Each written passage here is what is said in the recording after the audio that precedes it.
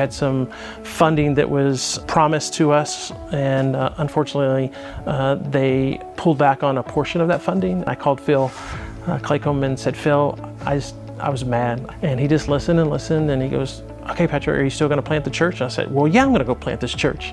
And Phil hung up on me right there. And so it just reminded me that if God's called us to this, that people are fickle. You name it, we kind of have been through it. We launched online in the middle of COVID, Zoom issues of me singing with the worship team, yeah, I forgot to mute myself. That's fun. We had a key launch team member who was causing havoc within our team. That was a huge issue that caused a lot of stress. The second issue was I did not realize when I came how many churches would also be in our neighborhood trying to start in this same city with a lot more money and a lot more people. So they would gobble up just with their system and their programs and their machine. They would gobble up with all the advertising. So it had to be relational for us. We didn't have any other choice. We weren't just going to grab people because we were new. New is everything around here. Even in the fundraising, I thought there would be certain people, whether friends or family, they're going to step up and didn't give a nickel. And people that I hadn't seen since college wrote checks, and I had no idea they even knew I still existed. I'm about 20 miles away from the home church that I planted from.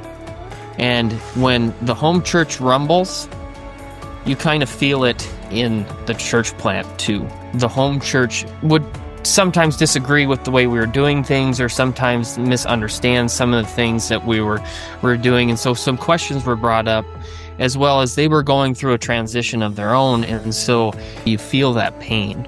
The other part of that equation is that I had 30 people that came from family life. And then we had 20 people outside of family life that came with us. And so the unexpected consequence then was we had a church, we had a group of people that had always known this is the way we did things.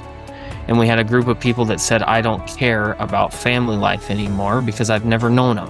And so trying to combine those two and bring them together and create something new was a bit of a challenge for me.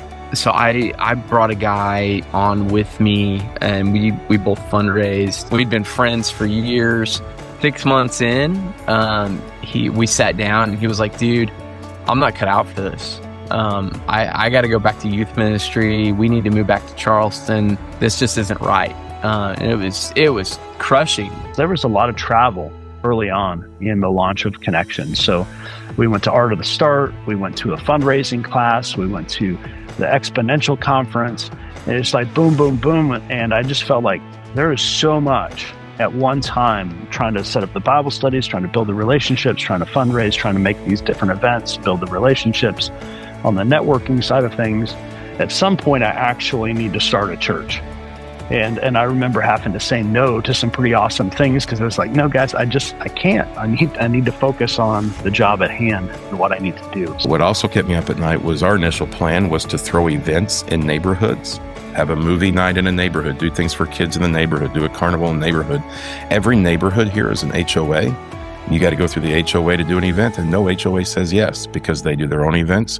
So that we showed up on site with a plan, and the entire plan was destroyed immediately because we couldn't get into any neighborhood whatsoever. So a month after that, in fact, our big evangelistic kind of hero within the church who was just inviting everybody, and all of a sudden a big company here in town that made brakes that he was their facilities manager for, they decided they were going to shut down operations in our area.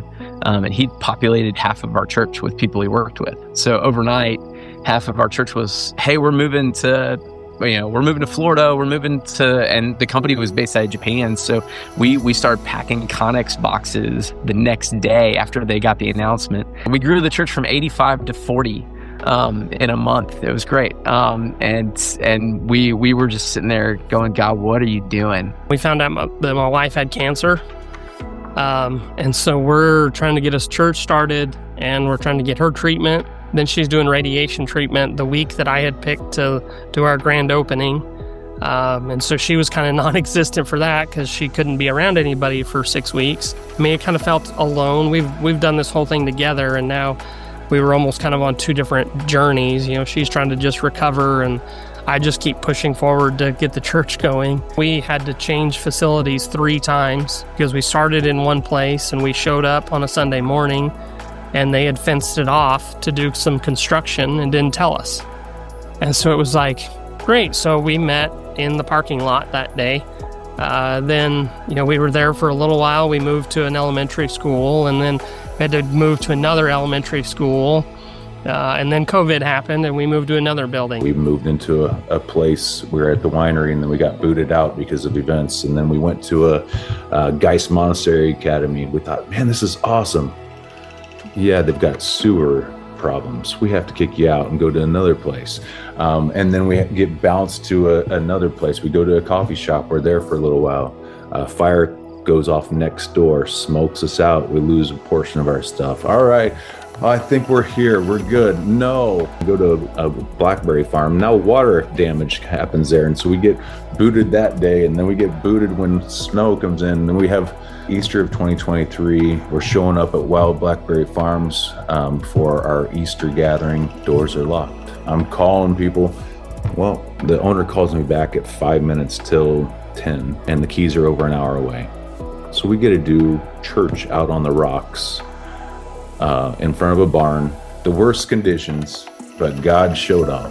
All these different issues have come along our ways, but it's how you take and how you react to it. Keep your eyes on Jesus in the middle of it. You're going to fall and fumble all along the way, but it's in those moments that you say thank you, even though everything's falling apart, that you see him truly working, and it's just a beautiful thing.